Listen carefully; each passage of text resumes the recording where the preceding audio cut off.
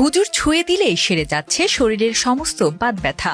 ঠিক হয়ে গেছে, লারা দাও, দাও লারা দাও। তোমার হুজুর হাতে তেল নিয়ে কণ্ঠে ছুঁয়ে দিলে কথা বলতে পারে বাক প্রতিবন্ধী মানুষ। বলো তো তোমার নাম কি? রাশেদ।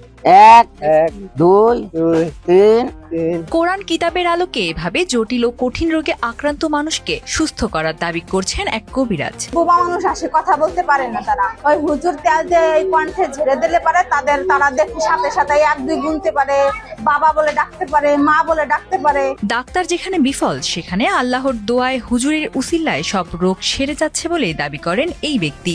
আল্লাহ আমার উসিলায় ঠিক করে, চোখ অন্ধ তাদেরকেও আল্লাহ ঠিক করে, যারা বোবা তাদেরকেও ঠিক করে, যারা একদম অসল হয়ে গেছে, ডাক্তারের বাদ হয়ে গেছে, তারাও আল্লাহ আমার উসিলায় মুক্তি পায়। 2.5 বছর ধরে কথা বলতে পারে না। কবিরাজ ছুঁয়ে দেওয়ার পর মুখের ভাষা এসে গেছে। কবিরাজের স্পর্শ পেয়ে উঠে দাঁড়াতে পারছে, স্ট্রোকের পর প্যারালাইজ হওয়া ব্যক্তি। এমন সব দাবির পক্ষে সাক্ষ্য দিচ্ছেন খুদ সুবিধাভোগীরাও।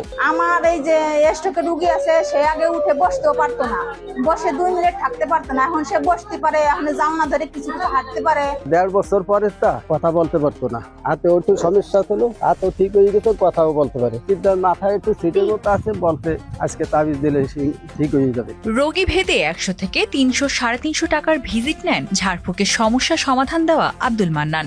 মোটামুটি আল্লাহ দিলে একটা রেজাল্ট পাইছে, মোটামুটি একটু ভালোর দিকে। প্রথম যখন নতুন রোগী আসে তখন 100 টাকা নেয়, প্রতিবন্ধী রোগী যারা স্টক করা রোগী তাদের নেয় 330 টাকা। অল্প খরচে রোগ সেরে যাওয়ার খবরে নতুন রোগীর ভিড় যেমন বাড়ছে, তেমনি একবার উপকার পেয়ে বারবার আসার রোগীর সংখ্যাও কম নয়। অনেক মানুষের কথা শুনছেন, ভালো ট্রিটমেন্ট করে। হুজুরের এখান থেকে অনেক রোগী ভালো হয়েছে, প্লাস আমি নতুন রোগী আজকে আসছি দেখানোর জন্য। যত দিন যাচ্ছে ততই যেন জনপ্রিয়তা বাড়ছে আব্দুল মান্নানের। তার কাছ থেকে সেবা নিয়ে জীবনের জটিল সমস্যার সমাধান পেতে ছুটে আসছেন দূর দূরান্ত থেকে মানুষ। আমার হাতের সমস্যা অনেক জনের কাছে শুনছি যে অনেক রোগী ভালো হয়েছে, ইনশাল্লাহ আমরাও মুক্তি করে আসছি, এখন দেখাবো আর কি ইনশাল্লাহ।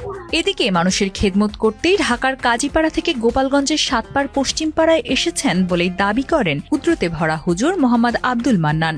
গোপালগঞ্জ আসার উদ্দেশ্য হলো আমি মানুষের কিছু খেদমত করব।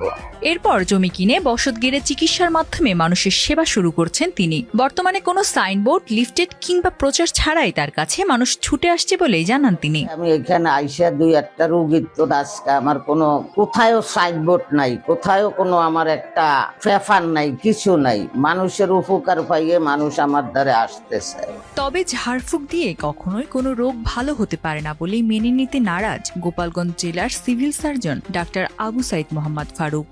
এমনকি চিকিৎসা দিতে গেলে যথাযথ অনুমোদন থাকার কথা উল্লেখ করে বিষয়টি খতিয়ে দেখবে বলে জানান তিনি।